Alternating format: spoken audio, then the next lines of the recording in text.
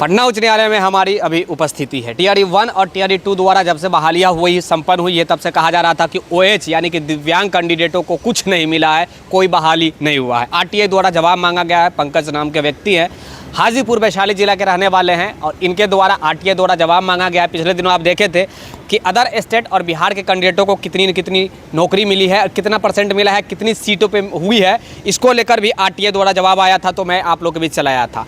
इसमें पारदर्शिता तरीका से स्पष्ट हो गया था कि बीपीएससी बोली थी कि हम 12% अदर स्टेट वालों को नौकरी दिए हैं, लेकिन उससे स्पष्ट हुई थी कि लगभग 56% और 49%, यानी कि पुरुषों की संख्या 49%, 49% और महिलाओं की संख्या जिसे 56% जो है अदर स्टेट वालों को दिया गया था। इसी बीच ओएच कैंडिडेटों के लिए एक खबर निकल कर आया है। मैं बात कर रहा हूं दिव्यांग कैंडिडेट। जो दिव्यांग कैंडिडेट कह रहे थे कि हम लोगों को नौकरी नहीं दिया गया है, केवल सही व्यक्ति को नौकरी दिया गया। सही को क्या दिया गया, खाक दिया गया, उसमें भी 49% और 56% दिया गया अदर स्टेट वाले कैंडिडेटों को।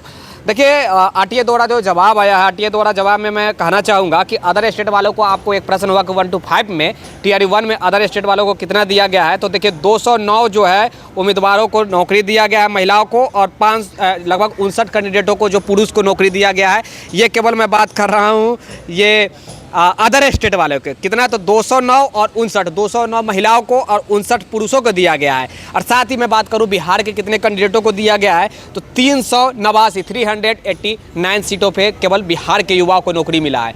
अब ये बड़ी प्रश्न उठ रहा है कि आखिर क्या इसमें भी रिजर्वेशन, जब ओएच वालों को रिजर्वेशन का लाभ दिया जाता है, जब महिलाओं को रिजर्वेशन का लाभ पटना उच्च न्यायालय नहीं दी, बोली कि इसे रिजर्वेशन का लाभ नहीं मिलेगा, 5% रिलैक्सेशन नहीं मिलेगा, पटना उच्च न्यायालय ही जब खारिज करती है, तो किस बिहेव पे ओएच वालों को फिर जो भी है फिर से यहाँ पे रिलैक्सेशन दिया जाता है और रिजर्वेशन का लाभ दिया है। तो ये बड़ी उलझन वाली है। टीआरई 1 और टीआरई 2 पूरी तरह से उलझन में फंसा हुआ है। मैं बार बार कर रहा हूँ, आज पटना उच्च न्यायालय में हमारी उपस्थिति है इसी मैटर के ऊपर जानने के लिए है। और एक चीज़ मैं फिर से बताना चाहूँगा, जो भी है सप्लीमेंट्री रिजल्ट को लेकर एक बड़ी केस की सुनवाई होने वाली है, और जो पेटिशनर है उन लोगों के लिए एक गुड न्यूज़ हो सकता है। पेटिशनर, तमाम पेटिशनर के लिए यहाँ से अलॉट किया जा सकता है कि इन लोगों को नौकरी मिल सकती है।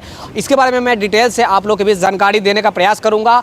आप लोग ज़्यादा से ज़्यादा डिमांड रहा तो हंसी बढ़ रहा है उस मैटर के ऊपर, इसलिए क्योंकि अब जब टीआरई 1 और 2 खत्म हो गया, 3 होने वाली है, परीक्षा होने वाला है। परीक्षा तो खैर हो ही गया था, लेकिन आर्थिक अपराध इकाई ईओयू के द्वारा परीक्षा को स्थगित किया गया, परीक्षा को रद्द किया गया। उसके बाद टीआरई 3 की फिर से परीक्षाएं होने वाली है, और तब जाकर खबर आ रहा है कि टीआरई 1 में सप्लीमेंट्री रिजल्ट आएगा और जितने लोग पेटिशनर है तमाम पेटिशनर को नौकरी दिया जाएगा, चाहे वो एनआईओएस हो, डीएलएड हो, बीएड हो, ये does not matter, all candidate को दिया जाएगा जो कैंडिडेट एग्जाम में अपियर हुए हैं, बैठे होंगे। इसके बारे में डिटेल में मैं विस्तार से जानकारी दूंगा आप लोगों का डिमांड रहा तो।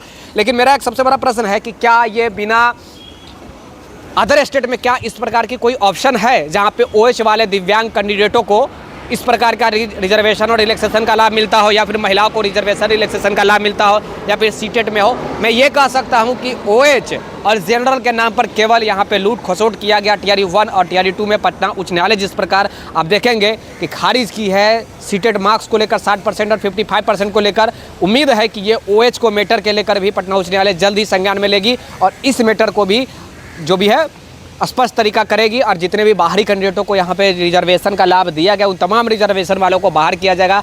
रिजर्वेशन कह सकते हैं या रिलैक्सेशन कह सकते हैं, बात वही है जिस प्रकार सीटेट वालों को बाहर किया गया है 60% से कम वाले को। अब एक बहुत बड़ा एक और प्रश्न है कि भाई 60% से कम था तो नौकरी दिया गया, उनको बाहर किया गया, क्या ओएच वालों को बाहर किया गया? तो देखिए किया जाएगा। तो देखिए ओएच वाले कैंडिडेट को एक यूनिटी बनाकर यहाँ पे आकर विजिट करना होगा पटना उच्च न्यायालय में। उसके बाद एक जो भी है रीट डालनी होगी, पीआईएल डालना होगा, जो कुछ भी हो, या फिर आपको सत्यम कुमार से आप लोग संपर्क कर सकते हैं। वो आप लोग का जो भी है केस को देखते हैं। मैं केस वैसे नहीं देखता हूँ, मैं आप लोगों के बीच केवल सही सटीक जानकारी इन्फॉर्मेशन देने का प्रयास करता हूँ। उम्मीद करता हूँ कि जो भी जानकारी था आपके बीच पहुँचाने का प्रयास किया हूँ।